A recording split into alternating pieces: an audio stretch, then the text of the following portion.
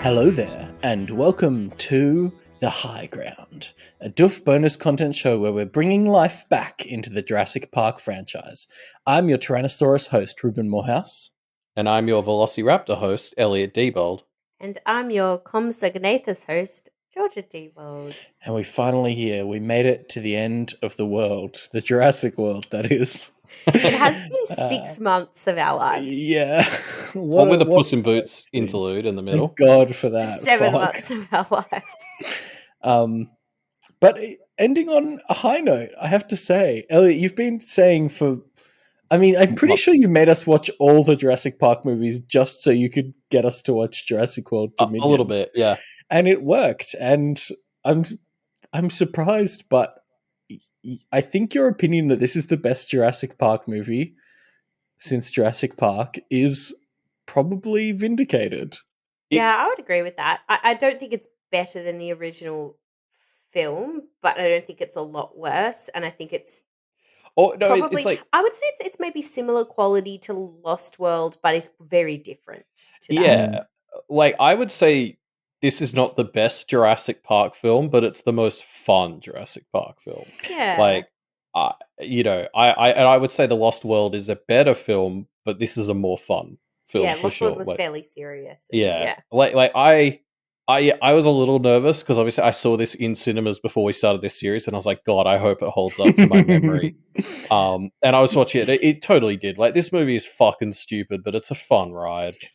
Do you want to know why you like this movie so much, Elliot? Because I've cracked the code. Yeah, it's because it's effectively a mummy movie. It's just the Mummy movie, and that's your favorite movie, so therefore you'll enjoy this. This one's definitely the most like action adventure of the Jurassic Worlds, and it does have locusts, which is a biblical plague. If you actually think about it, I think it maps pretty well to the Mummy. It's got a lot of the Mummy-esque things. It's got kidnapped British kids. Yeah, it's got a plane sequence where you have to kind of fly a plane into an area, and they have to kind of bail out from a threat before they land. There's a bit where somebody's holding like a torch, like a fire torch. There's a bit where they're in a kind of Middle Eastern market. And they go on a kind of chase scene through the market, which is classic Mummy stuff. Yeah, my geography might be failing me. Where's Malta? Yeah, Middle East. Not in the Middle East. Yeah. No, it's in like it's in the Greece? Mediterranean. It's off the coast of I think. Italy. Was that where they were in this film, Malta? Yeah. I think they were in Malta. Paying attention to the details, but it's a Mummy movie, and I think we can all agree it. This movie. It was fun. It was a fun one. It's off the coast of Italy. Yeah. Okay. Didn't you guys ever watch that stupid YouTube video that was the man from Malta? No. Well, I'll send it to you. Nope. Okay. All right. Well, I look forward to reviewing that. But yeah, this is just it's by far, I think.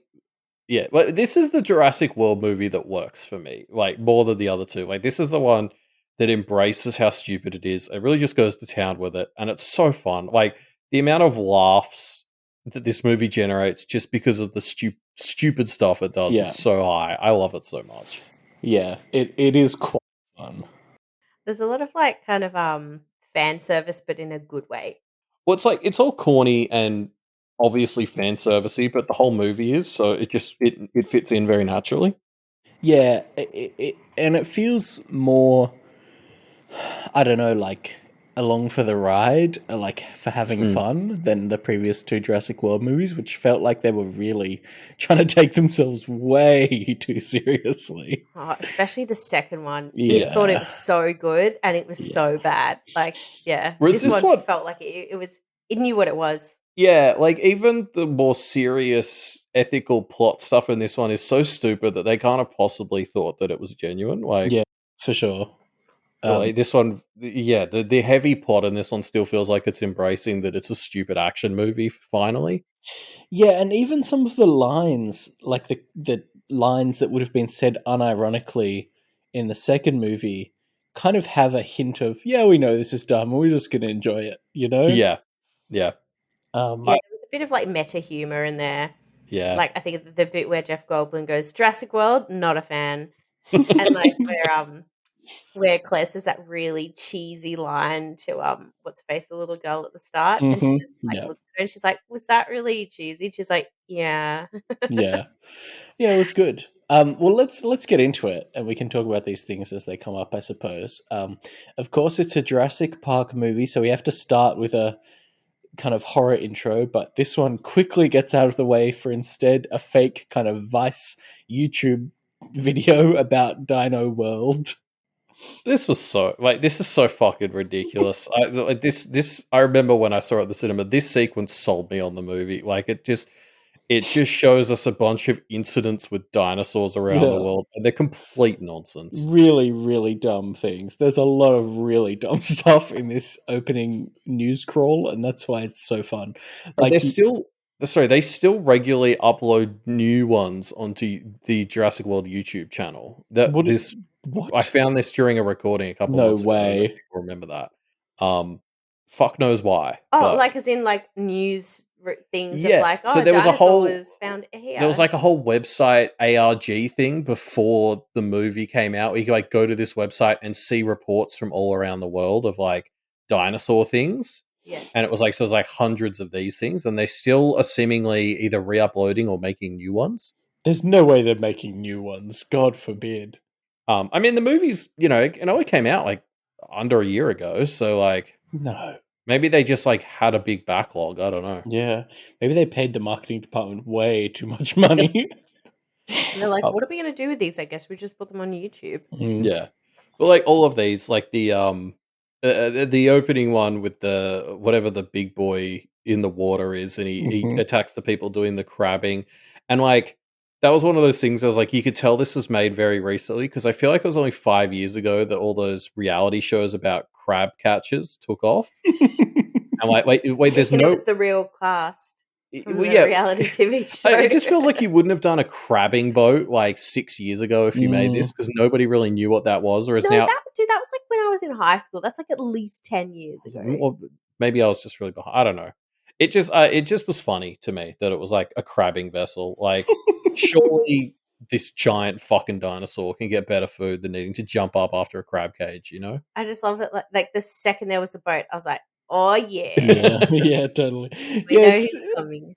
It's so sad that the coolest dinosaur ever gets so little focus in these movies.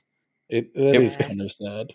It would have been so funny if somebody had fallen in like a random spot in the ocean at some point in this movie and he just appeared and eaten them. just by complete coincidence, that was the part of the ocean. The one spot where he was.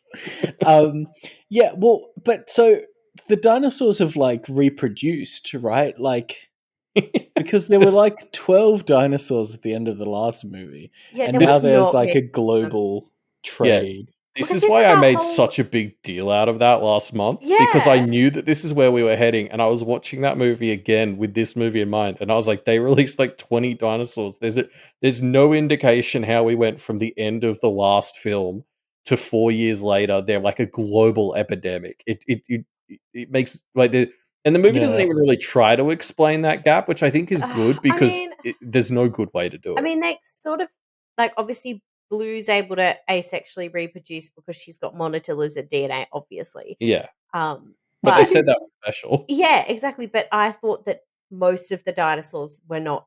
I don't know because this was a whole thing as well with the frog DNA, the first one where some frogs are able to change their gender.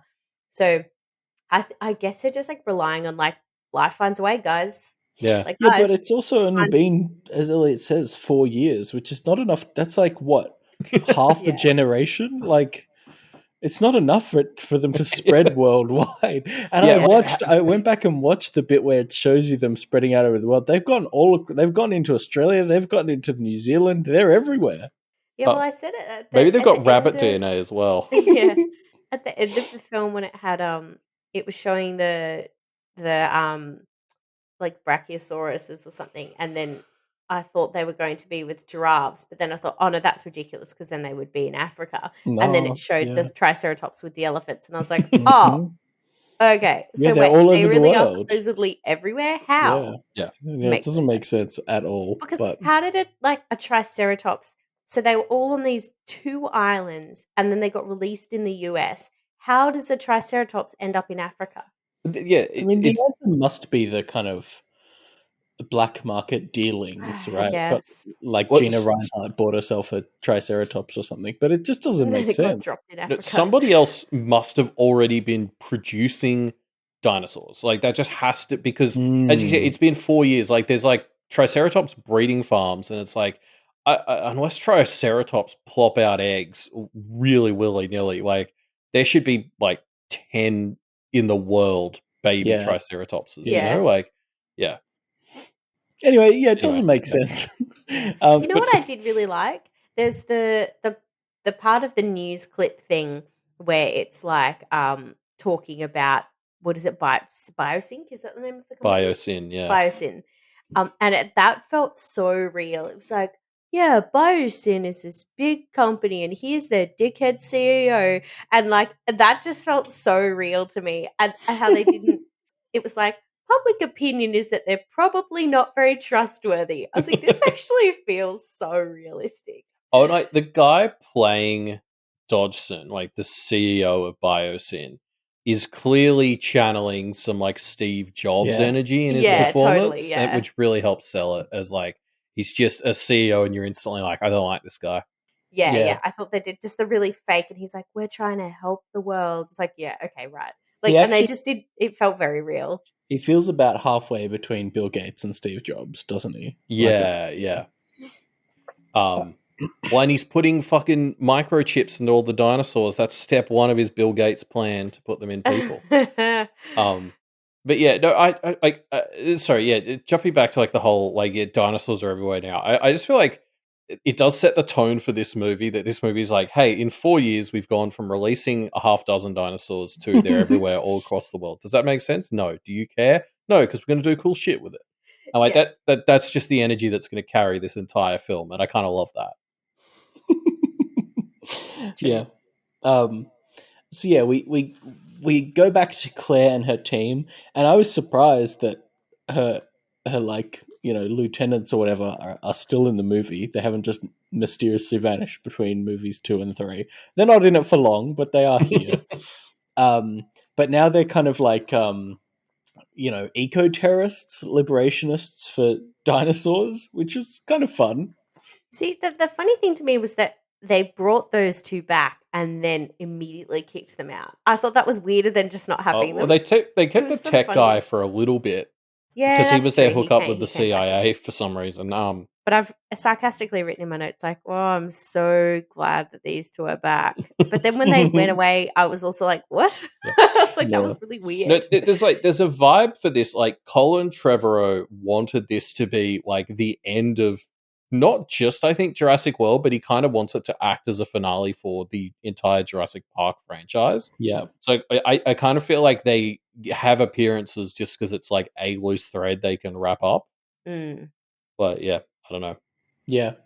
I did like that basically the first third of this movie is just kind of an animal rights an eco propaganda film, which I liked. They're here to rescue dinosaurs from fucked up conditions. Although it was kind of interesting to me, this is like a triceratops breeding whatever place facility, which was illegal, but like the conditions here seemed much better than real world factory farms. I just thought it was kind Yeah. of funny. Yeah, Totally. yeah. I mean, I guess I don't know. Compared to a lot of dairy farms. I mean, yeah, it was. That's a good point. It was weird. I mean, like again, this movie seemed really confused, or maybe I just didn't get it. But it felt like the movie was very confused about like what I'm meant to kind of think about dinosaurs in the movie. Like, I agree. In this first half, they're just kind of like wild animals. But so I like I don't know. Part of me is like, what is my takeaway here? Like, Don't worry Because about it, I think. because it's like we're activists for them, but then they are also these like strangely violent creatures that yeah. attack for seemingly no reason as soon as they're carnivorous. Like Like, I don't know. there's stuff with like nature in there, but I don't know. It was just like, it's all like the thing with this film, and this is an extension of what we talked about a lot in last month's episode on like 5. They tend to do like a lot of cool things with dinosaurs and like open doors, and then it just kind of feels like it doesn't go anywhere. Yeah, they didn't really do anything with that still. Yeah, like this is all cool, but it's sort of like, okay, but why? Like, what's the point? Why does it matter that Claire's now an eco-terrorist for Triceratopses? Yeah. I liked how they point out at the end though when her two like lieutenants, I forgot, Zia and what's his face.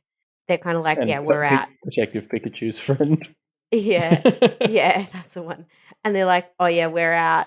And the reasoning was like not just that she'd basically almost gotten them killed by being really reckless, but also one of them's like, this is not now the better way to do this. Like now there are better ways to do this. I was like, oh, I really liked that as a I don't know, I just thought that was like a sort of very realistic, like insightful sort of bit of dialogue.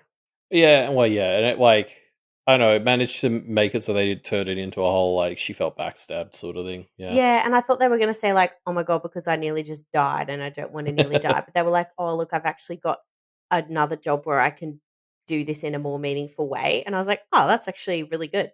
Yeah. Yeah, no, it's kind of nice that they aren't dumb. They're kind of off doing their own thing for decent reasons. Yeah. So then, of course, we jump to our other main character, Owen, who has completed his transformation into a full-on dino cowboy in what is maybe the greatest single scene. I had a big chuckle. I remember both times I've watched this film, we cut to Chris Pratt on his horse chasing down dinosaurs, and I just lassoing them with a lasso. Like, what the hell? Very funny. I was so sad. I was so disappointed that he wasn't riding a dinosaur. He was still riding a horse like a fucking pleb. Yeah. Why wasn't he riding Blue? Yeah, where was Blue when this was going down? I love that he's also somehow like strong enough. We were just commenting the whole time. We're like, so sorry, he's stronger than this dinosaur. Yeah, and then he ties it to this tiny stump. It's like as if the dinosaur doesn't rip that stump out of the ground. Like it's still so dumb. Well, or whip him around the stump. Like it was like, it's because this dinosaur is like twice the size of his horses, and he gets the lasso around it, and then manages to like pull it to a stop, and it's like, no, that thing's just dragging him till his bones. Like yeah, like, can you imagine if you tried to do that to like a horse or a rhino? No, like, not even close. Yeah, not even close to being able to stop it. I can't lasso a rhino. Like, yeah. It was pretty funny. It was great stuff. His rope just kind of changed size a lot. I had fun watching that. It was good times. He also we get introduced to something that is big in this film, which is when when the dinosaur is stopped, he goes and he calms it down and he uses his hand out thing, which like in the first film was very specifically something he trained Blue and the other raptors to work with. Yeah, now he just has the force. Yeah, now it's just all the time. But like honestly, I want to make fun of it more, but like genuinely, I use that on Chadwick and it works. Like Hamwise's cat. So have I told you about this? Because I thought that it was this thing that I had with the cats where we boop the snoot, and that it was something we used to do with treats. And I thought I'd sort of train them, and it was like how I used to gain Chadwick's trust. I would just boop his snoot, and then I would leave him alone. And then Hannah's telling me how she was doing this cat handling course, and that's something that all cats do, and I was like, what the fuck? I thought we had something special, but this is just the thing that all cats. So maybe it is something that just all dinosaurs really like booping the snoot. Yeah, but it's not even booping the snoot, because for me, like, it's with Chadwick, I just like put my hand out, and like if I got my arm reached out, it's like he knows I can't whip out my arm to grab. So like it does calm him down and make it easier for me to get in and pat him because he's so nervy. Well, in the same way that like Lexi exactly knows the length of your arm, like she will sit exactly 1 centimeter further away than your arm can reach when she's like hiding under the house or under the bed or something. Yeah. So anyway, yeah, point is, as much as I think it's kind of funny that this movie turns the palm out thing from a Velociraptor thing to just Chris Pratt has mind control powers over all dinosaurs. And then anybody else can also just do it by extension. Yeah, but we'll get to that. But yeah, I don't know. I want to make fun of it more, but it does actually work on cats. So I think maybe he's onto something. It's legit. Cats and dinosaurs are pretty similar. Yeah, they're related. Well, cats have been eating birds for a long time, and birds are dinosaurs. So maybe they ingested that DNA. Oh, so they ingested the genetic memory. Yeah. Makes sense. Makes as much sense as most of the science in this film. So yeah. So yeah, the two reunite. They're still together. Not only are they still together, they've still got Maisie with them, and her accent has only gotten stronger in the last 4 years. Is the actress British? The accent, she'd have to be. The accent seems a little bit too much, doesn't it? I just didn't. I don't know. I maybe I've just forgotten the past movie completely, but I don't remember her having an accent at all. It was really off-putting. Well, she is an English actress. Yeah, no, I remember it being this because I went through this last month where she appeared in the movie last month, and I was like, I forgot how fucking British she is. So no, I think she's just I think that's just the actress's voice. I don't know, but she definitely is just as intensely British in both films. I find it wild that they are just her parents now. I don't know. It kind of makes sense if she's a clone, they're gonna try and kidnap her. I mean, and it's not like you'd be like, "Ew, I don't want a kid. I'm going to turn her in." But also, it's sort of just I was just not expecting this. Yeah.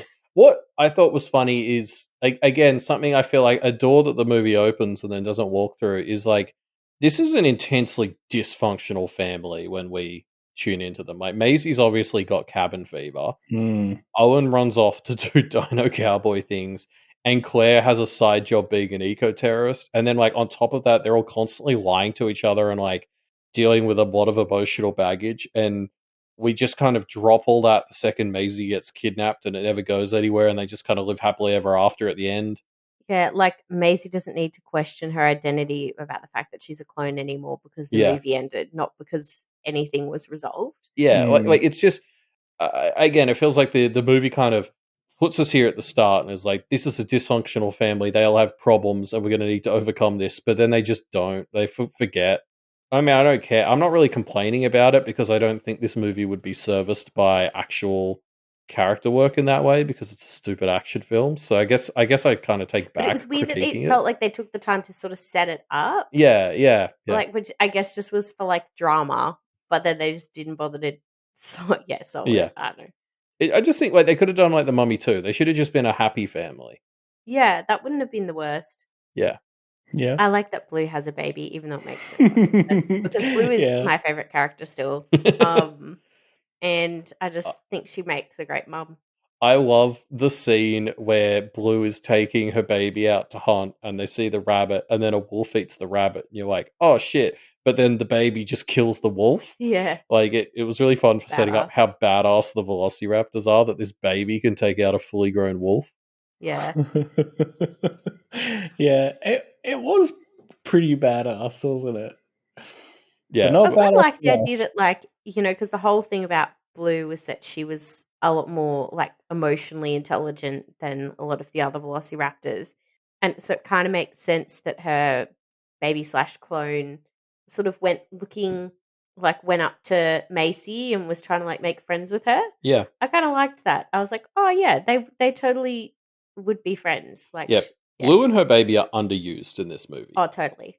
And also just the idea that I love that Blue's always I don't need you, Chris Pratt. And then she's like, I could live anywhere in the world, but I'm going to live next door to you. It's she's so cute. So adorable.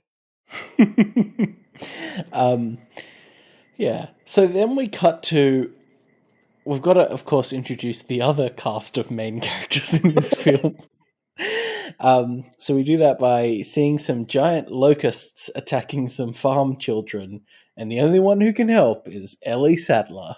I was so confused when the giant bugs came. I was like, how? What is going on? Why? Yeah. What does this have to do with anything? Exactly. I mean, it kind of all came together, But also, I don't know what they were thinking putting giant bugs in this movie. It felt so out of place. There was a great Jenny Nicholson tweet about this when the movie came out, I remember, where she had a tweet. She's like, you won't believe how much of the new Jurassic World movie is about bugs. It was like so much of the movie is about these bugs. Did anyone else think that these locusts looked just like the evil grasshoppers from A Bug's Life? I don't know if it was the CGI Totally. or what, but as soon as I saw them, I was just like, that's fucking Hopper. That's Hopper. He's coming to kill Flip and whatever else. Yeah, no, I actually genuinely they did. I did like the touch how they showed the kids trying to sort of kill it, and it's so fucking hard to kill. And I was like, yeah, that's just such cockroach vibes. Yeah. Sorry, I've just Googled the Bugs Life grasshoppers, and you're right, they do. It's that specific guy. Yeah, it was very fun. So yeah, Ellie Sadler's back, and of course we'll talk about the others soon, but spoiler alert, they're all back. So the other thing I want to talk about here, aside from like all these funny workers, is this bit has what I think is my favorite scene in the movie. Because obviously, like, this film is really chockers with references very specifically to the first Jurassic Park. But my favorite one takes place here, and it's when Ellie first arrives at the farm, and she does the thing where she hops up on her car and pulls off her sunglasses. And it's clearly a callback to, in the first film, like, she takes the sunglasses off in the same way when they first see the dinosaurs. And then they cut to behind her so we can see what she's looking at in this grand moment that's recreating the very first time we saw dinosaurs in this series. And it just cuts to like an empty field. Like, it's just both times I've watched this film, I was like, it's still weird letdown. Like, the music builds it up and everything. And she stands up, she takes like a cut, and it's just like, oh yeah, there's a hole in that field. Yep. Some of the wheat got out. Fucking biosyn. Yeah, like, it just, I don't, it's such a nothing shot. It's such a weird moment. I love it. Before we talk about this more, I didn't put this in the notes, but it's not like, this is not like a hard conspiracy to figure out, right? Yeah.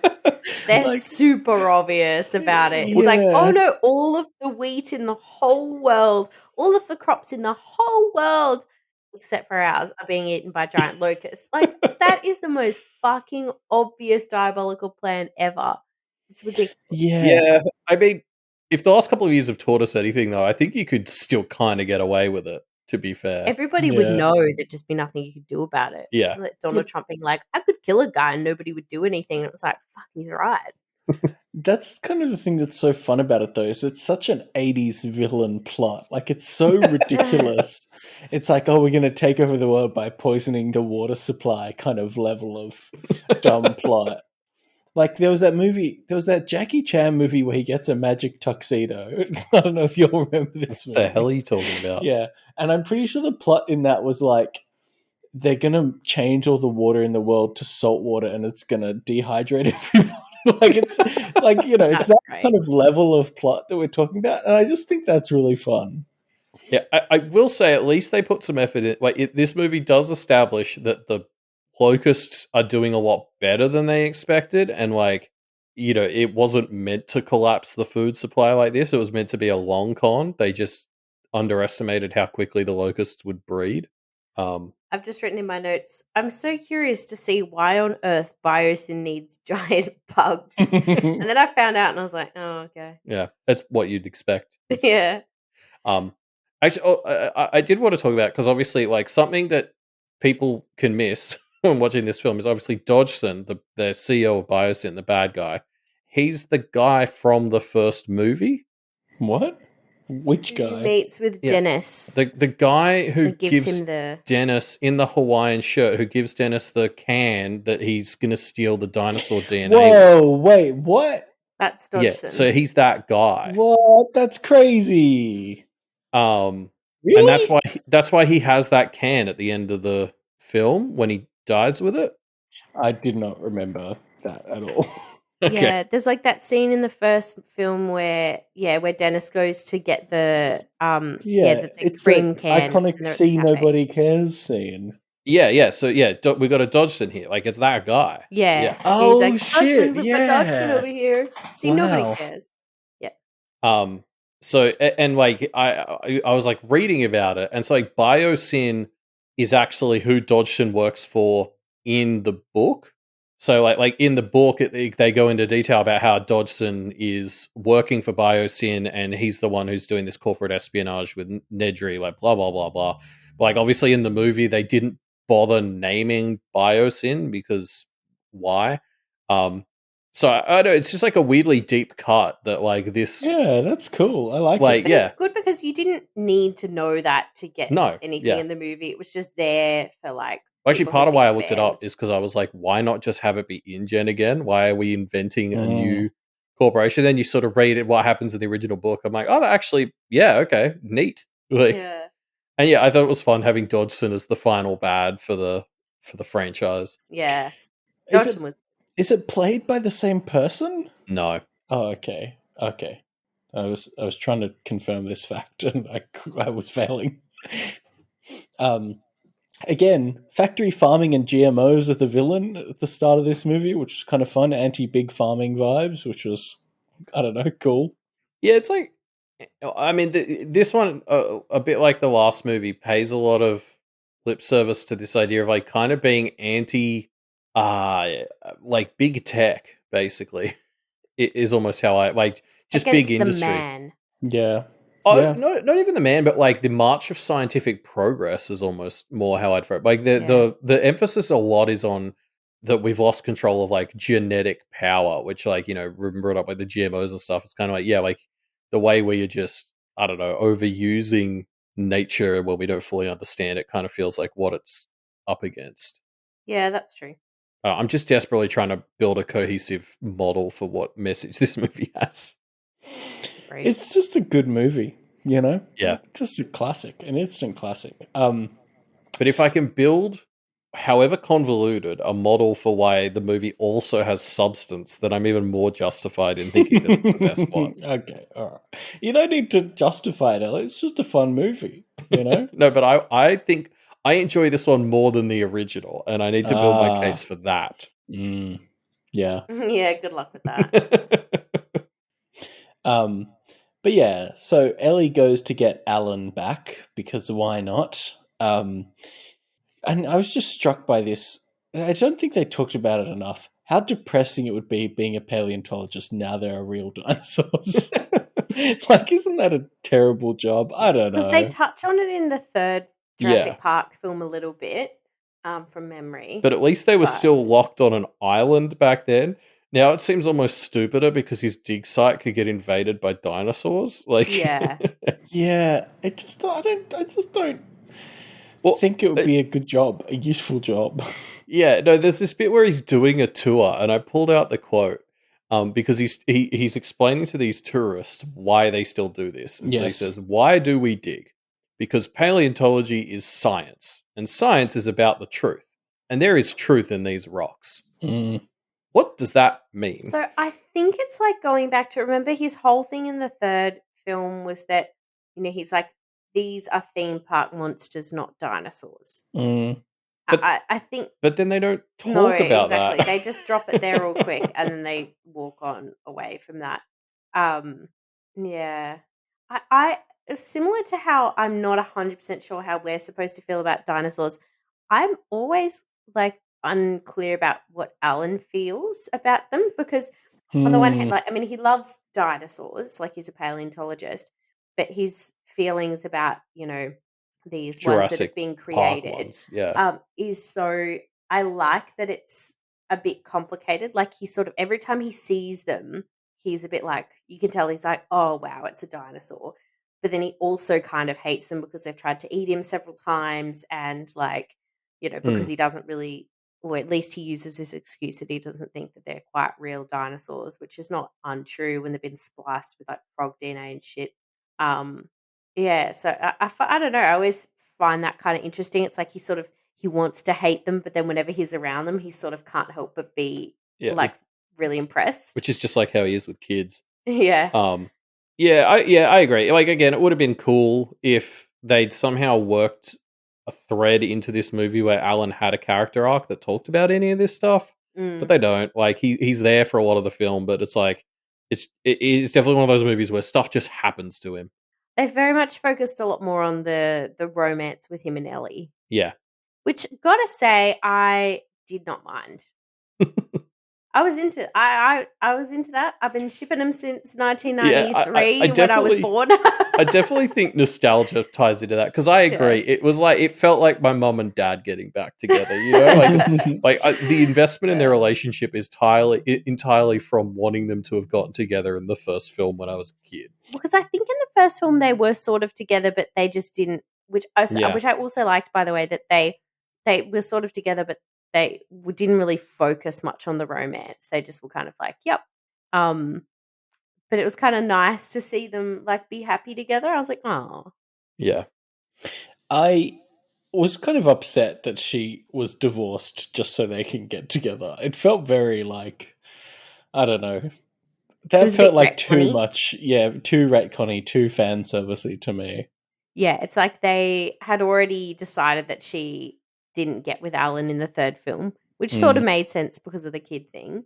But now our kids are all grown up, so yeah. So I mean, it kind of works. Like, I mean, people get divorced all the time or whatever. Yeah. But yeah, a little bit. Like, I agree. I know what convenient. You mean. Yeah, it's very convenient. Like, oh, how convenient. And this movie has a few moments that I would describe as convenient. Yeah. When she's like, "Oh, I'm divorced," and he's like, the classic. He's like, "Oh, I'm sorry to hear that." Yeah, Sam Neill's acting really put to the test trying to deliver that line with any sort of genuine. Something I've written is that I really felt the difference. Like, there was that whole sort of semi-long sequence where you've got Ellie and Alan and then Jeff Goldblum, and you can feel the difference in the acting talent. Like, they are genuinely so much better than Bryce Dallas Howard and Chris Pratt. Like, they're just particularly oh my god, what's her face who plays Ellie? Like, she's really a very good actress. And you could just feel the difference. Yeah, they just have a kind of gravitas, don't they? That Chris Pratt and Bryce Dallas Howard have not earned. I think they seem a lot more genuine. Like, they seem like actual people and characters. Whereas I feel like I'm watching Chris Pratt and Bryce Dallas Howard. Yeah, totally. I don't know, yeah. And they've got, I mean, compared to like Alan and Ellie, there's just like no sexual tension between Chris Pratt and Bryce Dallas Howard. Like, I feel nothing there. The chemistry between Chris Pratt and the CGI dinosaur Blue is way better. Like, every time there's a little like look between Chris Pratt and Blue, I'm like, oh.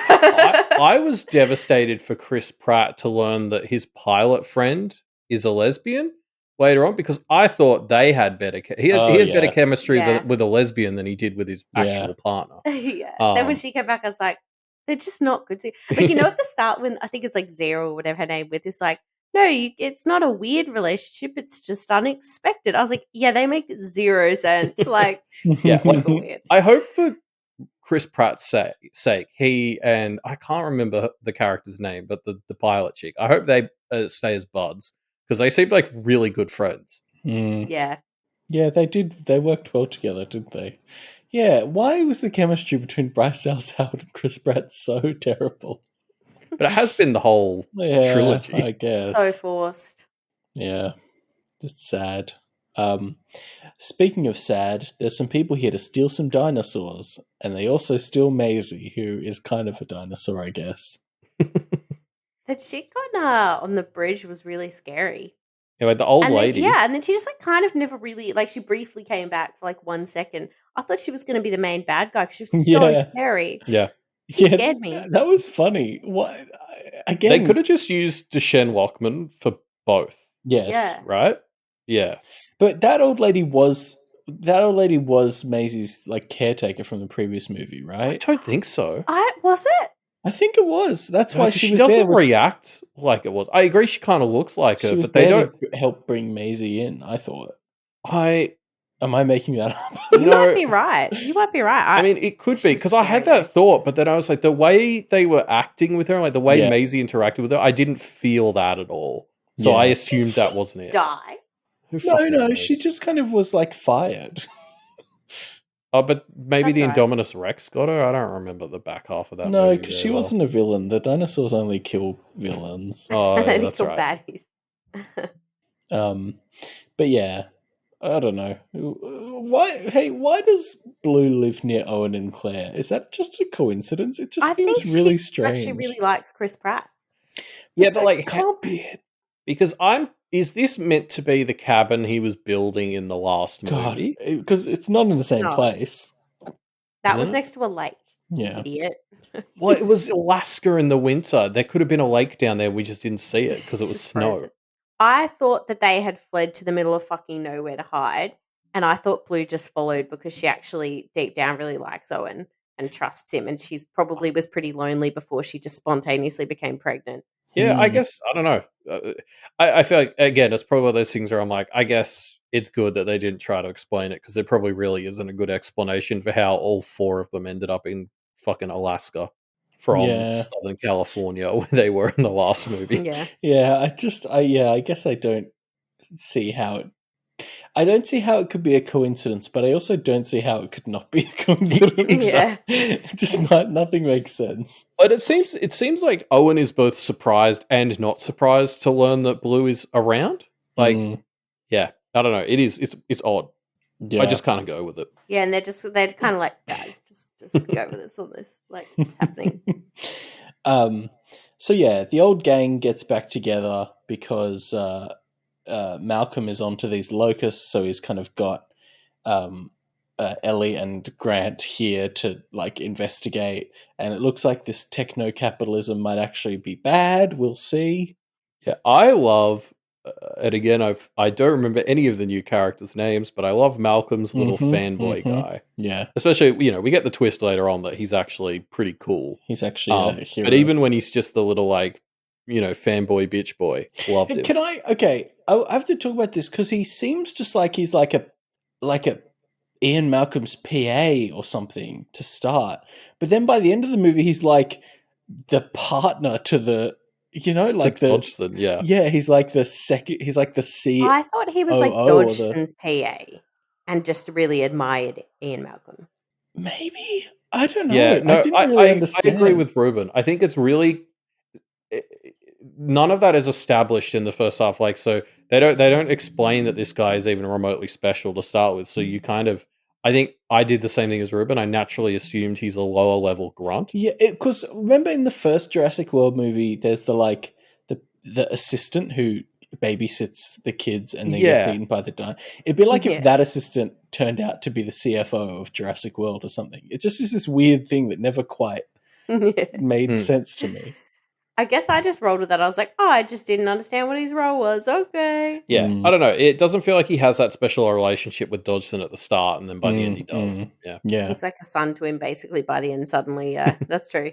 Again, there's a blink and you'll miss it a bit where they mention that they have the brain implants in the dinosaurs to control them a bit.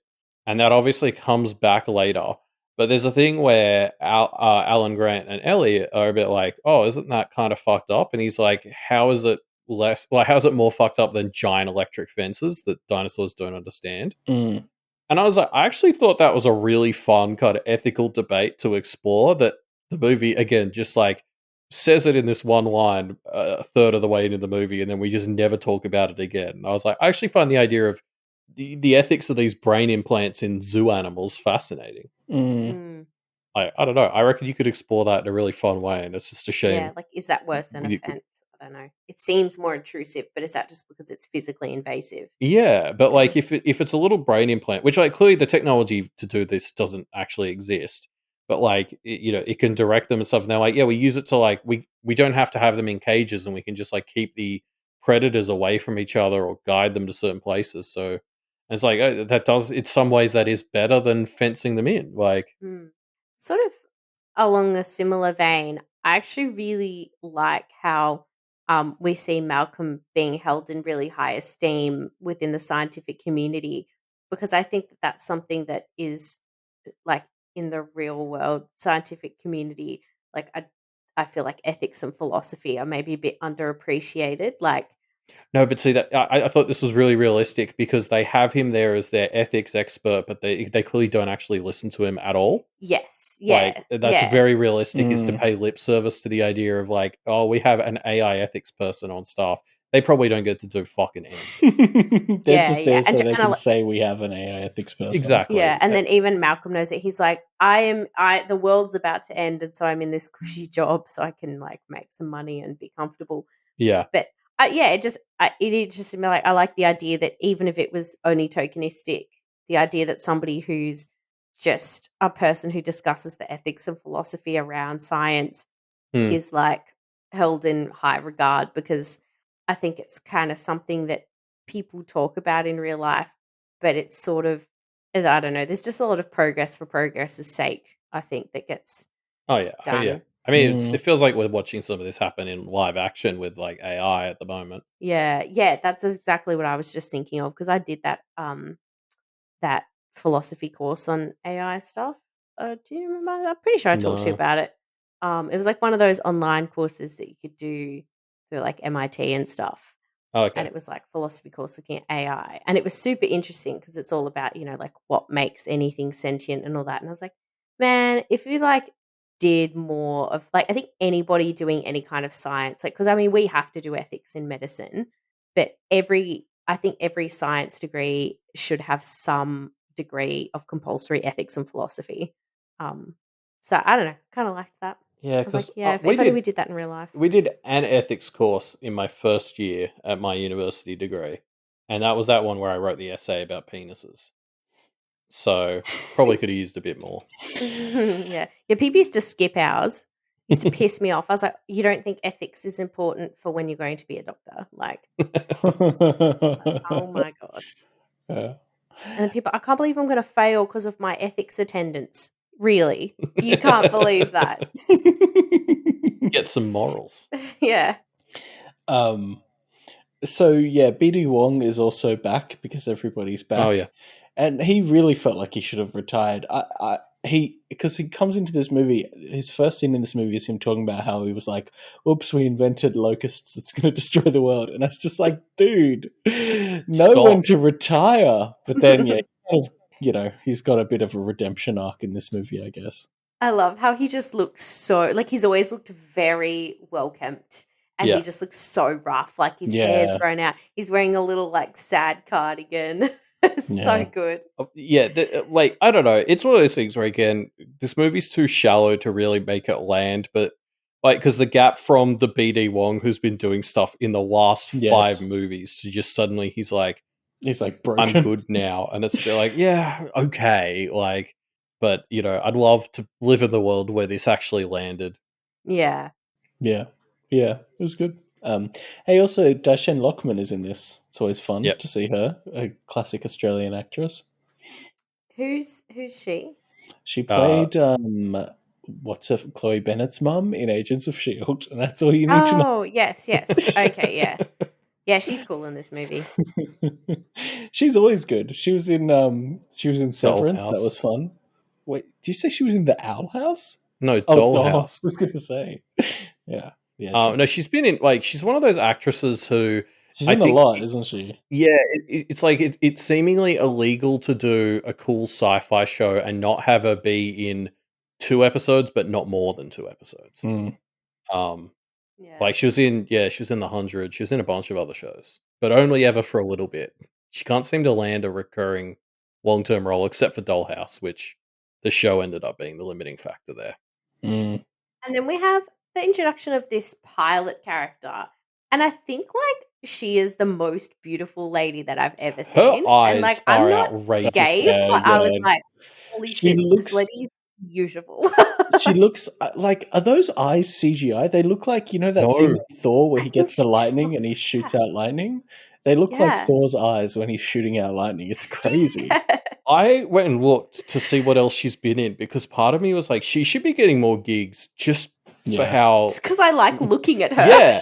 Like she's so her pretty. face is just mesmerizing, and it's kind of crazy that she's not, because she doesn't even she acts pretty well in this movie, but she wouldn't even need to. Yeah. Like, was she a model or something? Like, why am I not staring at this lady more often on my big screen? She's so pretty. Yeah, she hasn't really been in much, has she?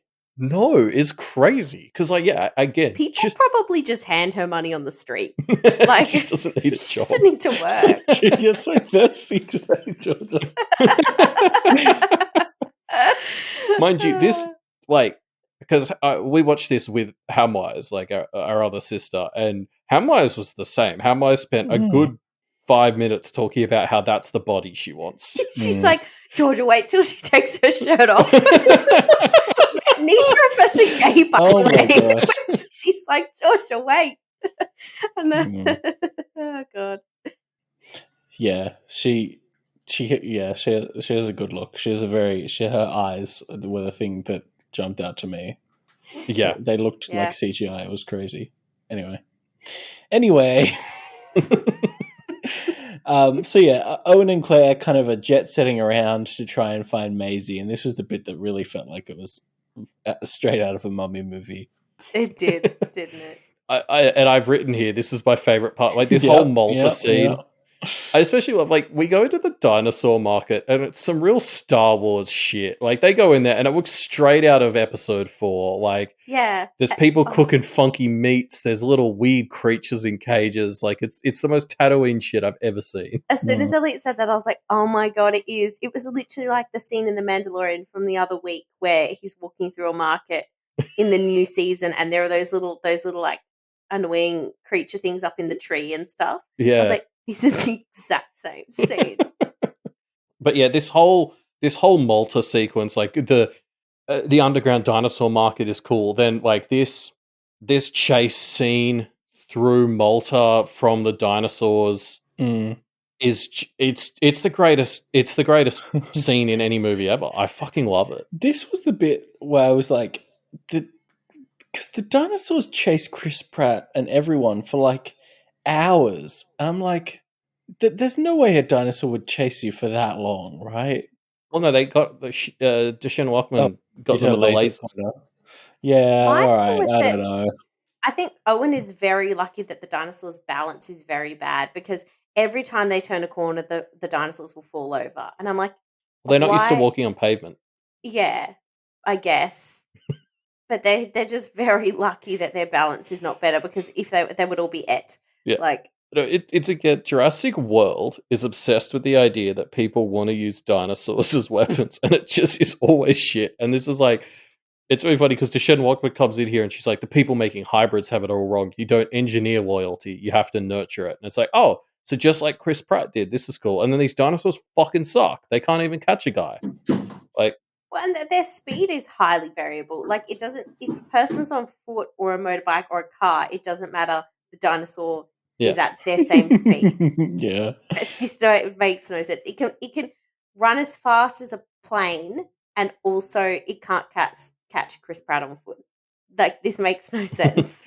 I don't know. Yeah, but that aside, I'm just kind of like, I don't know. It's like, this is the closest I feel like I've felt this entire series to, oh, your plan for soldier dinosaurs makes sense, and they still don't work. They don't really catch anyone they're tasked to catch. Yeah, you're right. This is the closest we get to seeing dinosaurs in the military successfully, and it's still not very good. Like a couple of French people. The French guys, but who with the can't? other French guy. Like, you know what I mean? Like, the French. I don't know. I thought the French Foreign Legion was pretty good, but foreign, yeah, it's all the people who aren't allowed in France. Because they're too badass.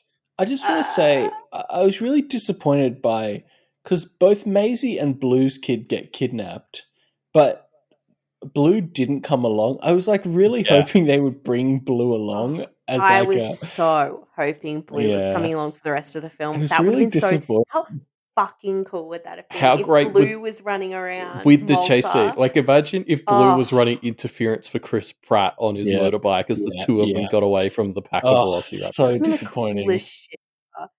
Like, this is already the greatest scene in cinema history, and that would add at least 2 points to it. That would make it a 14 out of 10. Yeah. But alas, Blue stays home. Yeah, sorry.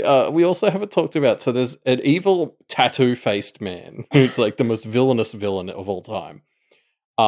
And his death scene is so funny, where both his arms get eaten by different dinosaurs because he's pinned to the ground in the market. It's so funny. It's like a cute baby dinosaur. Yeah, one's a herbivore Yeah. that's seemingly just munching on him for shits and gigs. Like, yeah. Well, he shouldn't have gone into the Rancor pit. It was clearly his own fault.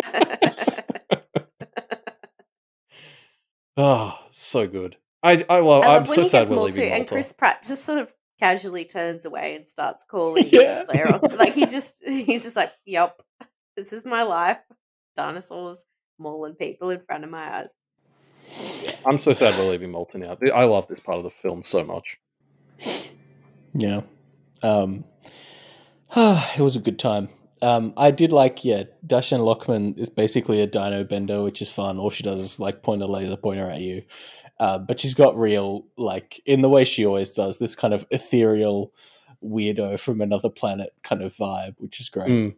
Yeah, she never seems phased. Like, I love it. Even when Yeah. she's like fighting, there's a weird grace to her as a person. Yeah. The wardrobe helped as well. I don't know what the fuck she was wearing and why, but it added to her gravitas. It looked so hot. Like, Malta didn't look cool It at that looked time really of year. uncomfortable. She Yeah. must have been sweating. Yeah, a tough shoot, perhaps. But yeah, so we're back with the oldies. And I actually, when I was writing my notes, I write my notes as I'm watching the movie, and I was pretty, you know, I was going to make fun of the movie for basically a bit where they're told how to get to the secret basement. But then it makes sense later because it turns out the guy who's helping them is actually helping them and not just really terrible at his job. Well, I said to Elliot, I was like, this has to be a trap because he was like, Yeah. haha, don't go over there. That leads to the sub-levels. And I was like, this is a trap, right? Yeah. Like, He says, I'm going to leave you alone for 30 minutes now. Make sure you don't go in that elevator because it takes you to the secret basement. See ya. Yeah. I thought it was a trap. Yeah, it was pretty funny. But then we also get the twist that, because BD Wong's hanging out with Maisie, and we get the twist that Maisie, kind of confusing timelines here. Maisie was actually made by her mum just kind of for fun. Yeah, I've literally. Well, it sounds like she wanted a kid, but no man could measure up, so she just reproduced asexually, which, like, I respect. I love that. I don't know. It's I've literally just written in my notes, "What the fuck, Charlotte?" It was because ridiculous. that's supremely fucking with nature. Like you just pop a clone into your uterus, like. And surely, like, it wasn't. It seemed to be kind of an open thing that she had done it, and surely there would be like.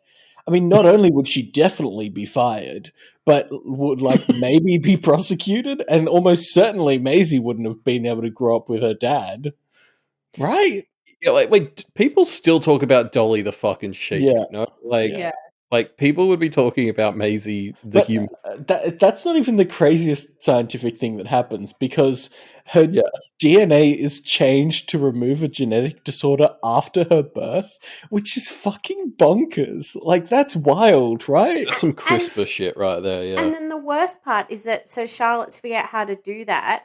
But she doesn't do it to herself. And she doesn't tell anyone how she did it, and then just fucking dies. Yeah, it's like, well, nobody would have been able to use that for anything. Like, yeah, well, because there's a bit later where Ellie is talking to Maisie about Charlotte, and she's like, "Yeah, your mum was amazing. You know, she was out to prove that genetic power could save lives," which I had an issue with because.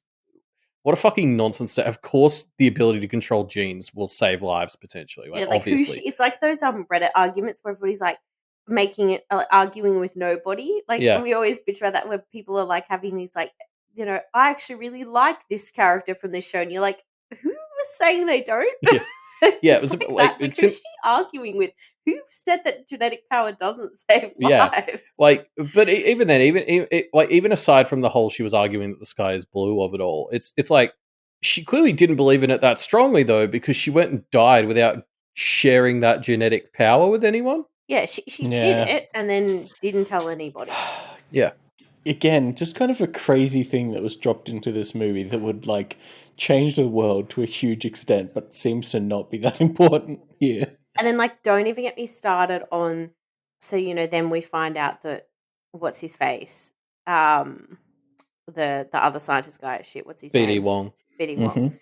That he needs to unlock that secret that she couldn't be bothered telling anybody, so that he can stop the locusts. Makes no fucking sense.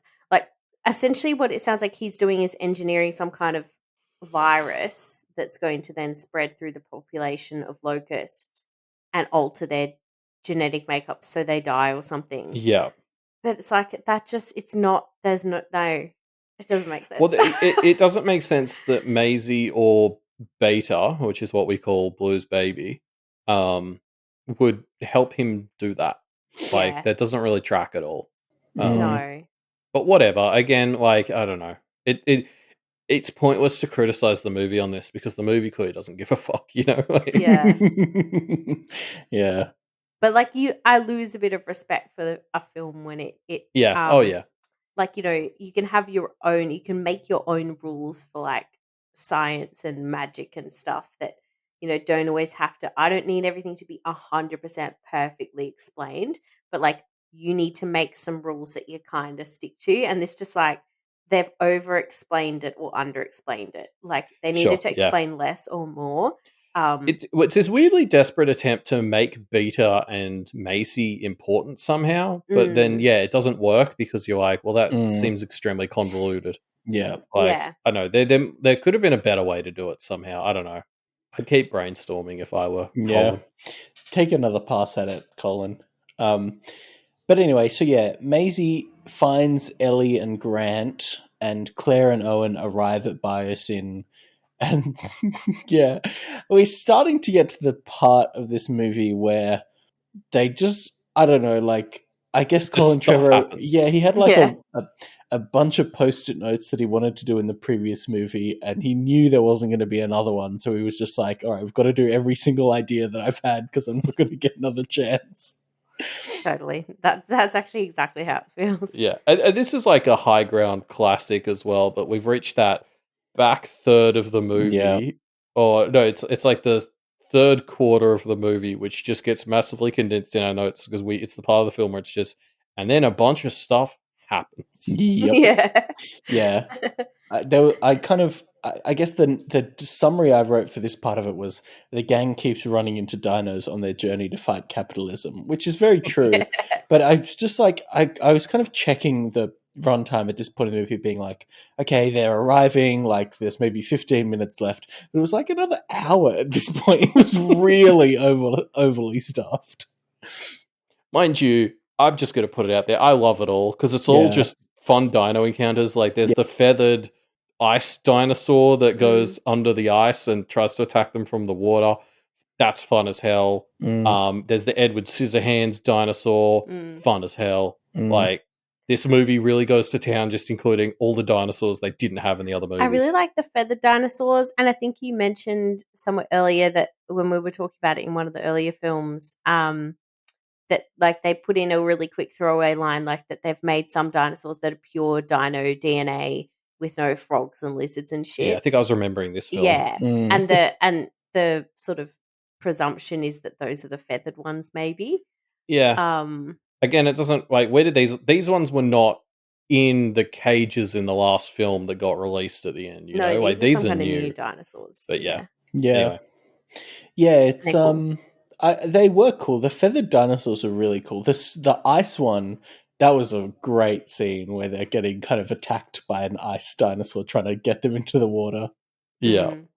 I love how it all happens too, because this like thing comes at them and the ice starts to crack under it and they're like, oh, we're safe, and then it just dives under the water and swims really fast. And they're like, the shitness of that moment. She just goes, nope. Yeah. Starts running. Yeah, it's great. Great scene. Sorry. There's another part. Like I'm just skipping up and down the notes through this whole fucking stuff happens section. Yeah, I don't even know where to start and stop. Alan, there's a moment where when they're in the cave. Yeah, they're in the cave and his hat falls off as a crocodile dinosaur is trying to eat him. And Ellie goes, leave your hat. And he goes, no. And he goes to get the hat. And it's like, I think that's an Indiana Jones thing. Yeah, because Yep. this is also Why? right after the bit where they're holding like a torch, like, which is super Indiana Jones. But why? I don't know. Well, because Sam Neill iconically played Indiana Jones, Did Elliot. Steven Don't you remember that? Spielberg direct the first one? Mm. Was he any chance he was involved in in I'm not a big Indiana Jones person. I don't really know. No, I yeah. think I've seen Yeah. half of them. Yeah, I didn't get it either. Although there's that bit in this cave where Maisie starts throwing human skulls at the dinosaurs. I thought that was funny. I don't think she really noticed what she was throwing either. Like, she picks up a skull and throws it, and it goes without comment. Is that when they're running from the big crocodile boys? Yeah, when they're running from the ones in the cave with the the sails. Yeah, so Steven Spielberg did direct the original Jurassic Park film and also Indiana Jones. So maybe that's what there it is. you go, Elliot. That's a tenuous fucking link, though, Colin. Well, I could come up with it, and I'm not a movie buff, so clearly you are just a fool. No, but it's like, that still doesn't explain why. It's an homage to Steven Spielberg. Was it? It kind of felt like Colin Trevorrow was like, we have to bring back everyone's favorite things. Dodgson, Sam Neill's hat. Yeah, like couldn't think of anything that people actually liked from the movie. What people who like Jurassic Park like? Indiana Jones, probably. Anyway, okay, cool. As long as it's just not me missing something, it just seems dumb. Yeah, I don't know. Also, so speaking of the crocodile boys with the big sails on them, that the scariest part of this movie to me is the scene where Claire is avoiding Edward Scissorhands and she has to go under the water. That was the scariest part of the movie because you could not pay me any amount of money to get in that water in a dinosaur sanctuary because I was expecting crocodile shit in there. And she ends up being fine. But that was like the idea of crawling into water in that sanctuary is the most terrifying part of the movie to me. But there's like a 100% chance you get eaten by the dino out of the water. No, 100%. You're not taking slice a chance. Me out. Yeah. Yeah, okay. Yeah. Whereas you go into the water, you might survive. Like, this is a no-brainer, Elliot. No. Also, the water was gross. That's the other. It was gross water. There's probably a dinosaur in it. Like, I'd just take my chances with the blind slicey boy. I would have been in the water way quicker than her because I wouldn't have crawled as slow as I possibly could for some reason. Well, no, because it looked she really was trying to loud. make noise. I don't know. There's no way she was making less Yeah, noise. crawling maximizes your surface area noise, touching the ground, which is where the noise comes from. It made no sense. I was like, why is she doing that so loud and slow? I really liked the tornado of locusts on fire. Oh, yeah. That was so dumb and great. And then they just sort of all slowly die as like little mini comets raining down for like the next 10 minutes of the film. I loved that there was a 2-for-1 plague here, a plague of fire and of locusts. It was very fun. It's such a wild part of the movie. Like, they light these locusts on fire and then they fly out of the building and it's a swarm that's on fire and then they start raining down and it's just like, this is the stupidest shit I've ever seen and I'm so into it. Yeah, it was great. It was peak. like this is that moment in Jurassic World where Owen is riding on his bike alongside his velociraptors and you have that moment of, wow, this movie's dumb but I still kind of love it.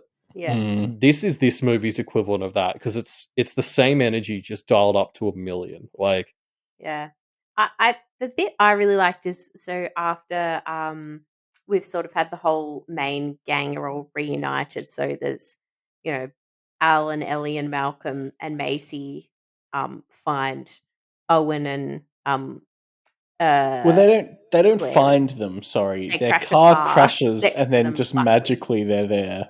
Yes, it was very convenient. But the bit after that is just like, I don't know. I found that scene really good where I think it was the Gigantosaurus Rex or whatever it was called. Gigatronosaurus Rex. Yeah, no, they spelled it Gigantosaurus, but it's pronounced Gigantosaurus or something. It was weird. Yeah. Anyway, it was the biggest one. Yeah. And I don't know. I just really liked that scene. There's like, every time they're in danger, Malcolm just becomes really sarcastic. And I was like, I sort of feel like this is how I would maybe react in this kind of situation. Just become really fucking annoying. Yeah.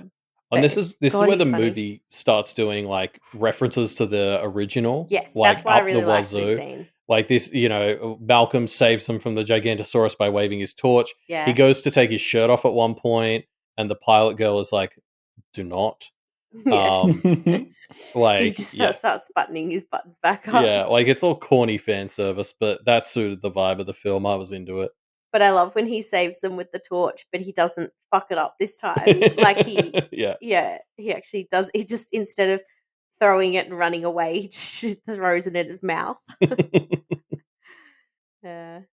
Oh, yeah. There's even the bit where Sam Neill tells everyone don't move, and then none of them move. We finally got a good squad.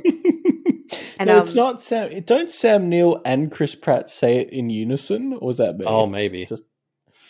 They said it anyway. It's kind of fun. It's fun dino shenanigans. Hey, can we talk about how their emergency procedure is to bring all the dinosaurs into the main building where all the employees are? That's crazy. Is that a real? That just doesn't make. I was trying to find the logic to it, but I just couldn't. Doing an orderly evacuation, I guess it's handy to have all the dinosaurs come and put themselves in cages that you would set up. Yeah, you'd want them to be nearby, but not inside. I don't know. Yeah, it's a bit far. It doesn't make sense. Because they could, by the same logic, you could just have them go to another location. Yeah, that's not where all your employees are. Yeah, and then once again, Ellie has to go turn the power off or on or whatever, just like the Jurassic Park movie. But she gets to take a friend with her this time who isn't just Samuel Jackson's arm. Yeah, this is the part where everyone starts splitting up. They pair up, which is fun. And they put Claire and Ellie together, and they try to have a moment, but it was just nothing because neither of them are real characters. It was so funny. They sort of try to have this D&M, and I was just like, I don't care about either of you. I don't know. I felt like which is such a waste for Ellie because she's probably the best actress in these movies. Yeah, but she's sort of wasted on this. I don't know. Jeff Goldblum's pretty good. Yeah, he's pretty good. But there's a bit where when they first crash the car and they all meet up, and Ellie and Alan have been looking after Macy, and Claire just kind of walks up to Ellie and just looks at her and is like, "Thank you" or something. And I'm just going, did their periods just sync up, or what the fuck is this? Why is she just? And Elliot's like, is this a girl thing? Well, yeah, because they just go up and they both nod at each other as they exchange Maisie, and they've never met before. It's just this weird moment. Weird. I just assumed that they knew each other. Just as much to look after her. Yeah, it just makes no sense. Yeah, it didn't make sense, did it? I just kind of assumed that. They keep trying to insert girl power moments into movies, and it's great unless it's super forced, which this was. It was why are they just nodding at each other like that? What does that mean? Yeah, that was the whole vibe of the Claire and Ellie pairing, as it was a bit I don't know, they're meant to be the two kick-ass women, but I don't know, I just, particularly from Claire, don't really get that vibe. So the whole moment, I don't know. And then, I mean, they do the cool stuff where they beat the shit out of the insect with an axe, which doesn't sound very badass, but it actually is. I thought the A team though really here was Chris Pratt, Alan Grant, and Macy. Yeah, for sure. And Hamwise was the one who pointed out to us that Alan Grant ends up on the group with a kid with it in it because of course he does. He's always with kids. Yeah.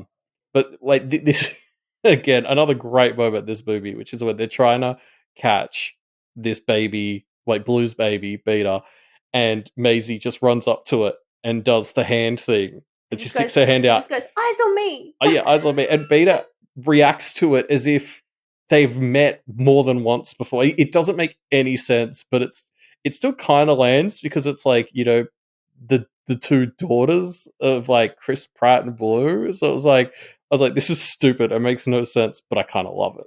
And then I love how Chris Pratt just goes we're triangulating, and then they all just go into formation as though they were all in the military or something. They do the clever girl maneuver. They do the clever girl maneuver to the velocity. It's so good. It was fun. It's so fucking stupid, but I love it. Yeah, that was good times. Hey, I wanted to I was getting bored at this point in the movie. Apologies. So I got ChatGPT to write me some lines that sounded like they could be from this movie, and I mixed them in with one line that's actually from the movie. So there's 3 lines here. One of them's real and 2 of them's fake, and you have to pick which one was actually in this movie. Okay, you ready? Yeah. All right. We got dinosaurs aren't just wild animals. They're the embodiment of a miracle. We're not on an island anymore. There's a whole world out here. And we're not compatible with their world. I feel like I remember B being in the movie, but they all sound like they could be from this movie. This is very I don't well remember done. any of them. I feel like we're being tricked. Oh, you're so good, Elliot. They're all fake. Yes. Oh, man. Well done. Reuben's You put saw too many of these on me over the plot. years. I've got his number. Well, that's not fair. I didn't know that was an option.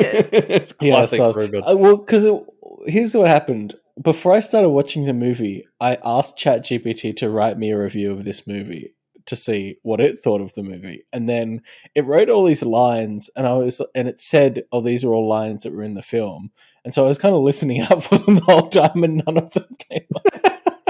So I thought I keep seeing that ChatGPT just keeps lying. It just makes shit up. Yeah.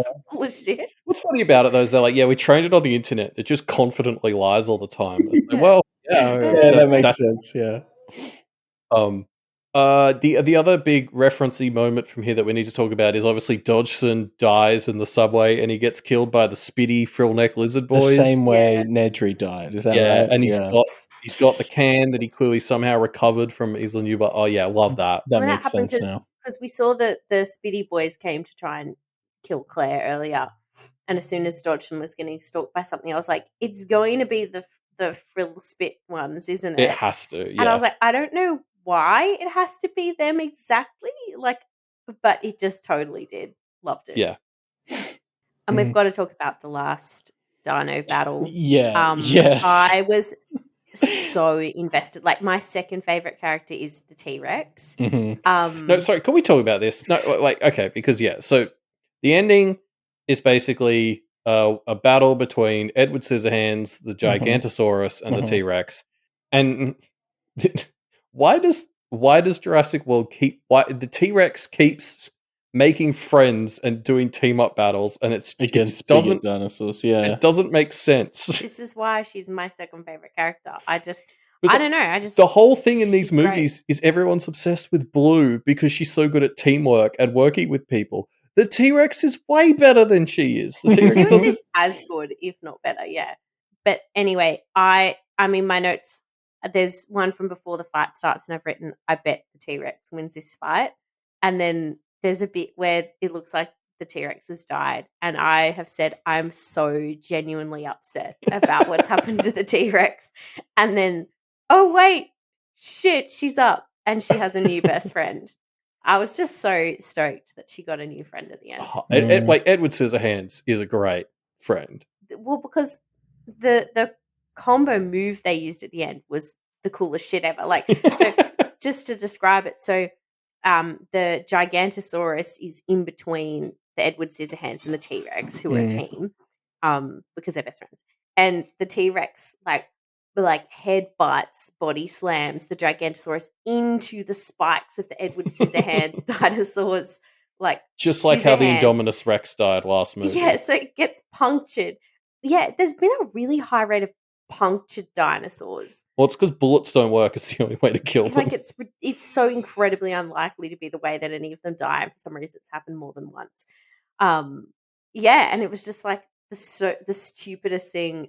It was even stupider than the trio team up at the end of the first one. What I love about this, all those, like they do it, and then the two of them literally nod at each other and walk off. They roar. They're like, "Raw!" and like noise. It's just this is like the T-Rex's thing. Is it comes in at the end of every movie, does a team up battle, and then just casually leaves. It's bizarre. Yeah, the T-Rex has saved the day, I think, at the end of every single one of these Jurassic World.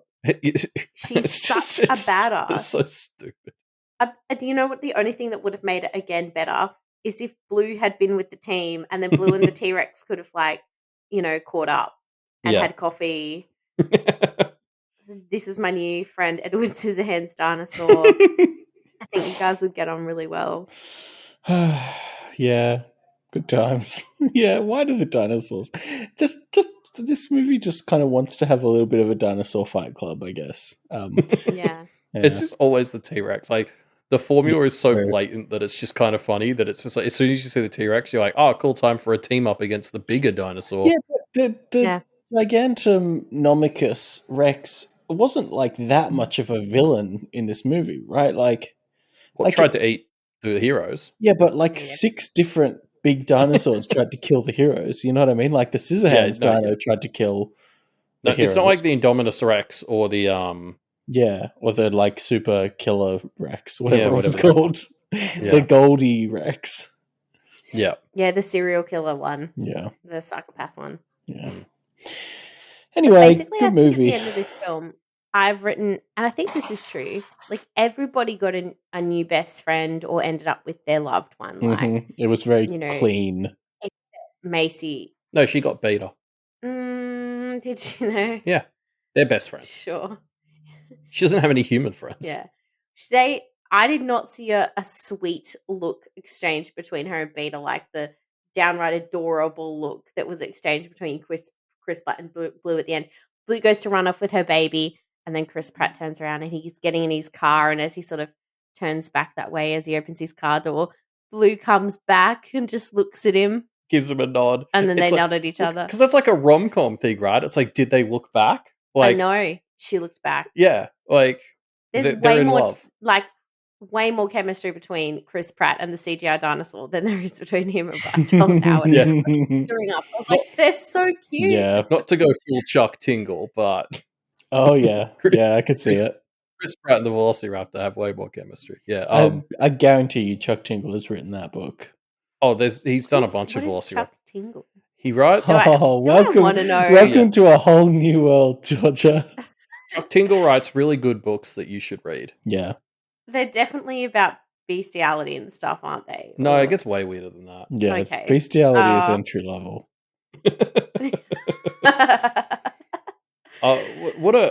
Reuben, grab a list of Chuck Tingle book names. I remember the ones that I read were like pounded in the butt by the book, pounded in the butt by the book, pounded in the butt by the book, pounded in the butt. That kind of stuff. Space Raptor butt invasion. Yeah. All right. Not pounded by anything. Top 6 platonic tales. We've got... so they're platonic. Okay. Well, he's written... Scary stories to tingle your butt. Yep. This is such a pounded in the butt by my own butt. Chuck's Dinosaur Tinglers. And it's like a T-Rex head photoshopped onto like a 6-pack body. Helicopter Man pounds dinosaur billionaire ass. A novel. A novel. Pounded by the pound, turned gay by the socioeconomic implications of Britain leaving the European Union. This is hilarious. And they're good. Pounded by President Bigfoot. Yeah, we read some on Media MD. Can you go back to what's that Harry Potter ripoff one? No, left. Oh, right. Back here. Trans Wizard Harriet Porber and the Theatre of Love, an adult romance novel. Camp. I didn't realize he wrote anything with women in it. Well, I think he's branched out. Surely there are women in some of these other ones. There's one here just called Straight. Not the ones I read. Oh, okay. Yes, Straight. And it's got like a, what is that, a skull on the cover? Yeah, it looks like a horror movie. Anyway. Yeah, great rating. Yeah. Anyway. So yeah, going back to Jurassic World. Yeah. I do just want to say, how long do you think this movie went for? Like, as in universe? 2.5 hours. Oh, okay. Because they go back to their home and it's no longer snowy. It was like 3 days, wasn't it? Yeah. So does the snow melt that quick in Alaska? Because it was pretty snowy when they left, and then they come back and there's no snow anymore. Yeah, I thought it was maybe like, I don't know, a weekish. Yeah, but like the difference in the climate suggests that it was more like 3 months. Maybe it happened to happen right at the snow melt time. I just don't think that's how it works. I don't know. I guess I've never lived anywhere with snow. I didn't think it would be that quick. I thought it was quite quick. But again, well, never mind. I haven't lived anywhere with snow. Anyway, then we get another monologue about how dinosaurs and nature coexist now. And I think we already talked about this. You see like giraffes and, well, not giraffes, hanging out with shit. It's dumb. Love it. Yeah, they're all hanging out. It's like Triceratops and rhinos. There was a few other combos that I can't remember. Yeah. I think we see some There's like birds some with whales playing with some whales playing with the big water one. Yeah. And coming up to some whales anyway. And then there's some birds flying off with some little pterodactyl looking things. And then there's some Brachiosauruses on their own just eating off some trees. And then there was... That's right, it was redwoods. Of redwoods. Because I was like, oh, where are the giraffes? And then it's like, oh, no, in Africa that would be stupid. And then the next one was Triceratops with elephants. And I was like, oh. But yeah, it's the Jurassic World is here. And then they're not going to make any more of these movies. So who cares? I mean, Colin Trevorrow says that, but like, this is one of those franchises, unless something fundamentally changes in Hollywood, like 15 years it'll be back eventually, yeah. Somebody's going to be doing more, yeah. We're going to have a prequel that explores Charlotte's clone pregnancy. Yeah, I feel like the next one won't be able to avoid doing like more intense hybrids, like human dinosaur hybrids and shit. It's going to go real low gross. Yeah, no, because they'll need to find an angle in the remakes. I don't know. I'm not looking forward to them, but I will watch them. I mean, it could just keep going with the idea of dinosaurs and humans coexisting.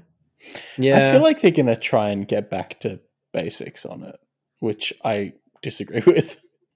I like George's idea. I would love to just jump 20 years ahead to when people are used to growing up with dinosaurs. That does sound fun.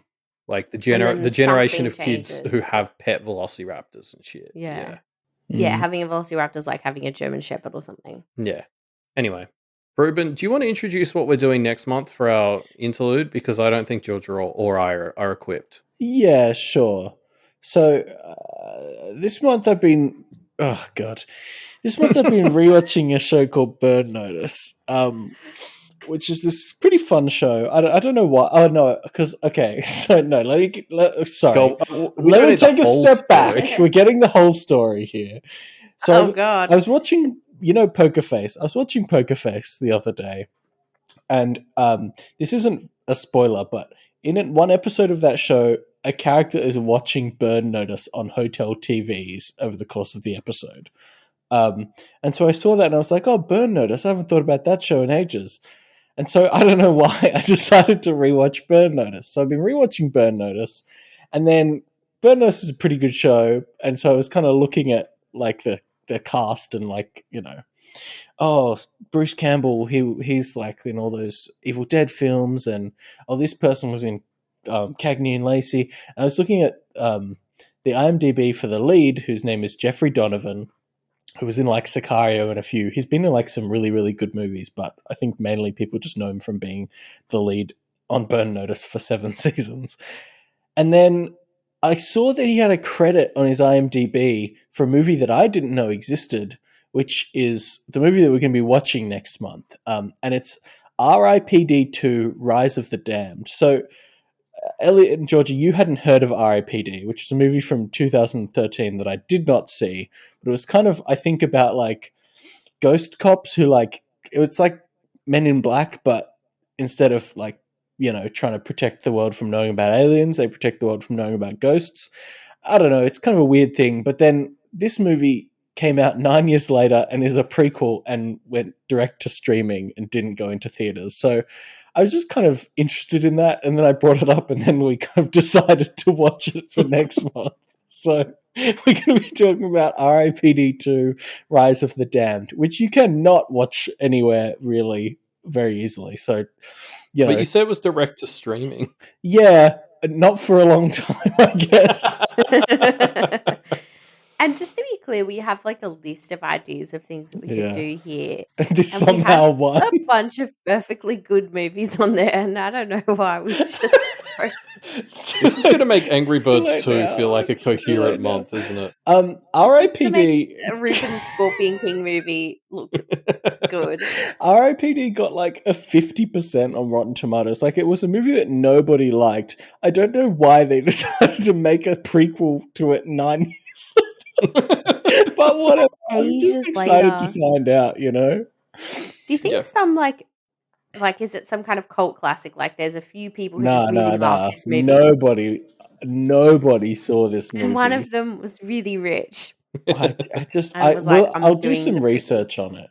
Because like I'm actually so curious why this exists. Because it's kind of been like they kind of I don't know what it's gonna be.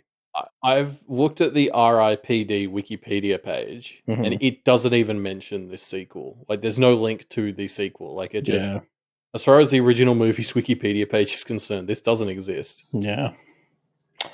Anyway, I'm looking forward to it. I don't know what to expect, but it's going to be great, I'm sure. Cool. And well, with that note, should we all do our I guess thanks for listening if you're listening. We know you won't be back next month. If you're not listening, fuck you. Well, I'm just assuming people are tuning out for the next month now that we're doing RIPD too. Sure. But yeah, and if you're a patron, extra special thanks. We couldn't make this or our other shows without you. Now, should we do our special outro? Yeah, let's do it. 3, 2, 1. Bye, listeners, and get out of our swamp. And also, no harm ever came from reading a book. Nailed it. Reuben actually did the whole.